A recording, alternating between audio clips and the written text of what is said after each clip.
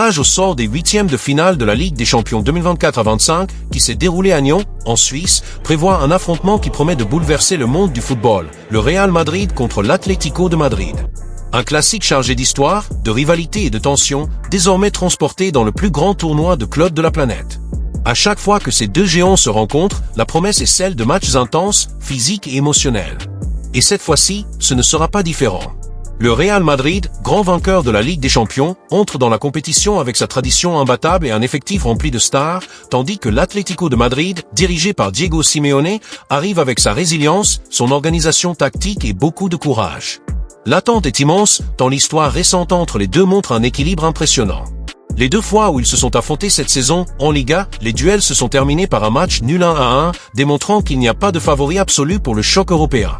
Mais la Ligue des Champions a sa propre dynamique, et lorsque la balle commence à rouler, tout peut arriver. Avec le format renouvelé de la compétition, les 8 meilleures équipes de la phase de championnat accèdent directement aux huitièmes de finale, sans avoir à jouer les éliminatoires. L'Atlético de Madrid a assuré sa place en terminant à la 5e place, ce qui lui donne un léger avantage, il décidera du match à domicile.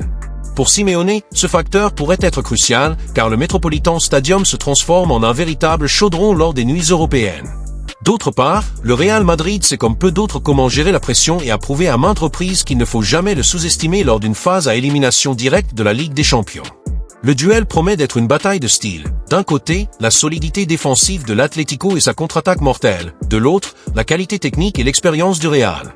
Et plus qu'un simple huitième de finale, il s'agit d'un affrontement qui pourrait définir le cours de la compétition, puisque le vainqueur en sortira plus fort et avec le moral pour se battre pour le titre.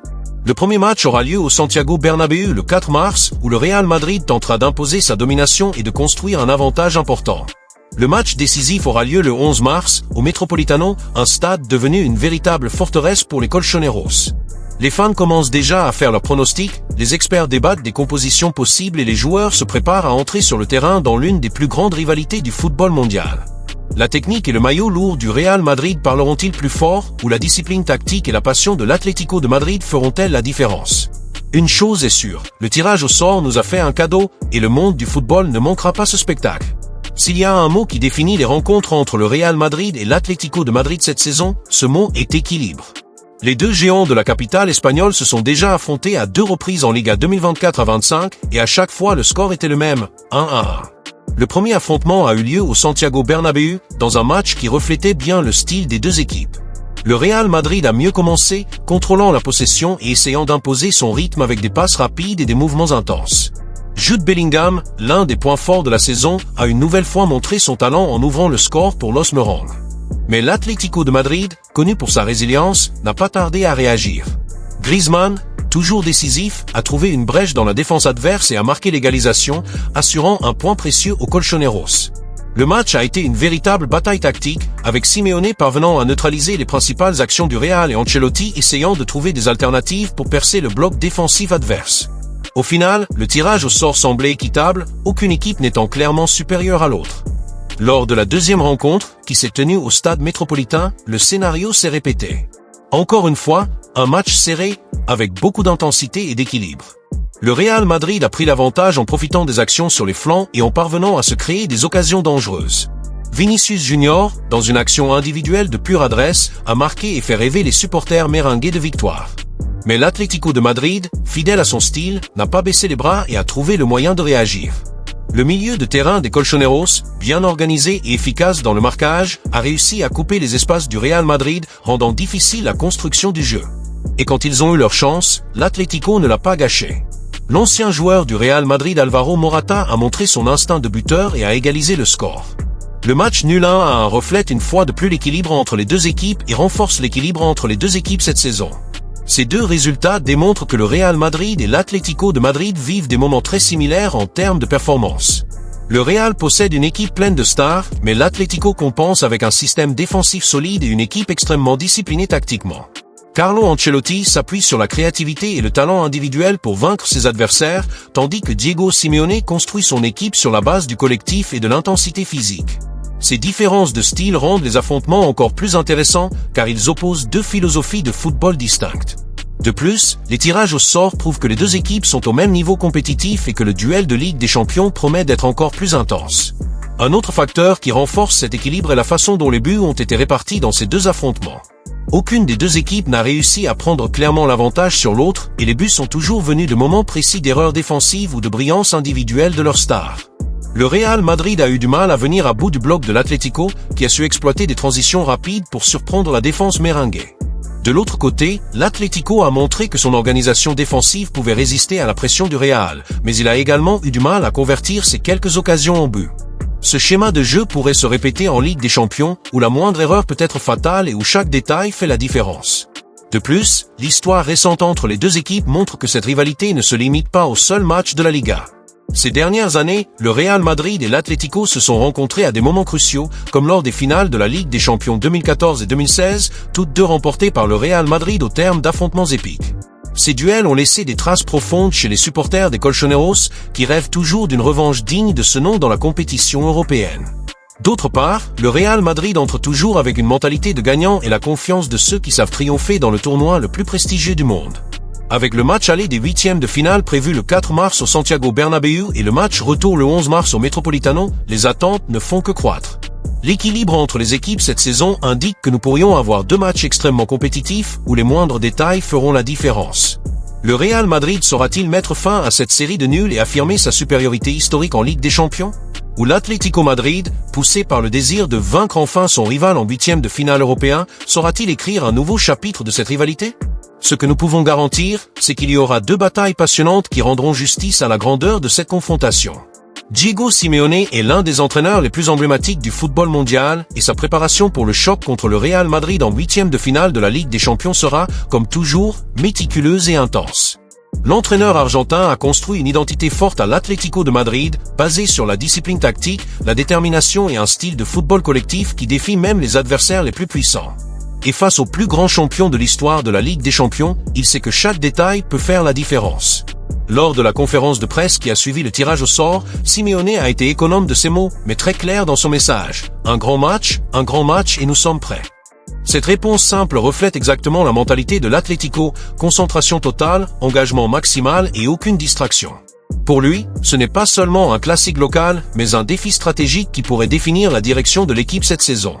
Des années d'expérience face au Real Madrid, aussi bien en Liga que dans les compétitions européennes, donnent à Simeone une compréhension profonde des forces et des faiblesses de son rival. Et s'il y a un entraîneur qui s'est transformé un match difficile en une bataille équilibrée, c'est bien lui. Depuis son arrivée au club en 2011, Simeone a révolutionné l'Atlético de Madrid.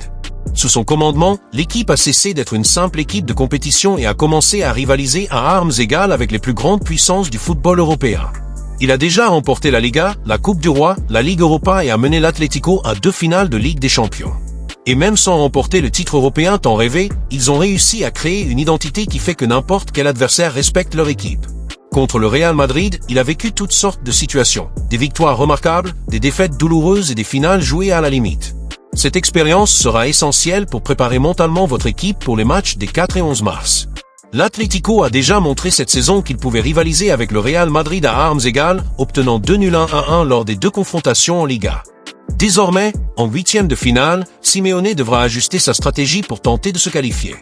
L'avantage de décider du choc à domicile pourrait être un atout, mais avant cela, il devra armer son équipe pour résister à la pression du Santiago Bernabéu. L'approche de Simeone face à ce type d'affrontement est claire, une organisation défensive impeccable, des transitions rapides et une efficacité maximale dans les rares occasions qui se présentent. Il sait que le Real Madrid aime avoir la possession du ballon et exploiter les espaces, donc son équipe devra être compacte, réduire les espaces et forcer l'adversaire à commettre des erreurs. Le milieu de terrain de l'Atlético sera essentiel, avec des joueurs comme Koke, De Paul et Saul ayant la responsabilité de retenir le ballon et d'empêcher le Real Madrid de contrôler le jeu. En attaque, la vitesse de Griezmann et Morata sera essentielle pour profiter des contre-attaques, l'une des armes les plus meurtrières de l'équipe de Simeone. De plus, les coups de pied arrêtés peuvent être une alternative importante, car l'Atlético a pour habitude de marquer des buts décisifs sur corner et coups francs. Et avec un gardien du niveau de Jean Oblak, l'équipe aura une sécurité supplémentaire pour résister à la pression du Real Madrid. Un autre point que Simeone prendra certainement en compte est la mentalité de ses joueurs. L'Atlético a déjà subi des éliminations douloureuses en Ligue des Champions face au Real Madrid et l'entraîneur devra s'assurer que son équipe entre sur le terrain en confiance, débarrassée du poids du passé. L'ambiance dans le vestiaire sera déterminante pour cela et il sait motiver ses joueurs dans les moments décisifs. Il a déjà prouvé qu'il peut conduire l'Atlético à surmonter l'adversité, comme cela s'est produit lors de la conquête de la Liga 2020-21, lorsqu'ils ont remporté le championnat contre un Real Madrid qui s'est battu jusqu'au dernier tour. De plus, Simeone est un maître dans l'art de transformer les fans en un facteur décisif. Lors du match retour, au Metropolitano, il utilisera certainement le soutien des Colchoneros pour mettre la pression sur le Real Madrid et tenter de déséquilibrer le match émotionnellement. La préparation de Simeone ne se limite pas à l'entraînement et à la tactique. Il étudiera également en détail le Real Madrid, analysant les forces et les faiblesses de l'équipe de Carlo Ancelotti. L'entraîneur italien est expérimenté et sait comment constituer une équipe pour les grands matchs, donc le duel entre les entraîneurs sera un spectacle en soi. Alors qu'Ancelotti s'appuie sur la qualité technique de ses joueurs pour résoudre les matchs, Simeone cherchera à transformer le jeu en une guerre d'intensité et de résistance. Il tentera d'annihiler les joueurs clés du Real, tels que Vinicius Junior et Bellingham, les empêchant d'avoir de l'espace pour créer des jeux. Dans le même temps, l'Atlético devra trouver un moyen de briser la solidité défensive du Real Madrid, qui a été l'une des forces de l'équipe cette saison. Quel que soit le résultat, une chose est sûre, Simeone fera en sorte que l'Atlético entre sur le terrain prêt à se battre jusqu'à la dernière minute. La rivalité contre le Real Madrid suffit déjà à enflammer l'esprit de compétition de l'équipe, mais la possibilité d'accéder au quart de finale de la Ligue des Champions donne à l'affrontement un poids encore plus grand. L'entraîneur argentin sait qu'il ne suffit pas de rivaliser, il faut gagner. Et s'il y a quelqu'un capable de tirer le meilleur parti de ses joueurs dans des moments comme ceux-ci, c'est bien Diego Simeone. Reste désormais à voir si sa stratégie sera suffisante pour renverser les géants merengues et écrire un autre chapitre glorieux dans l'histoire de l'Atlético de Madrid.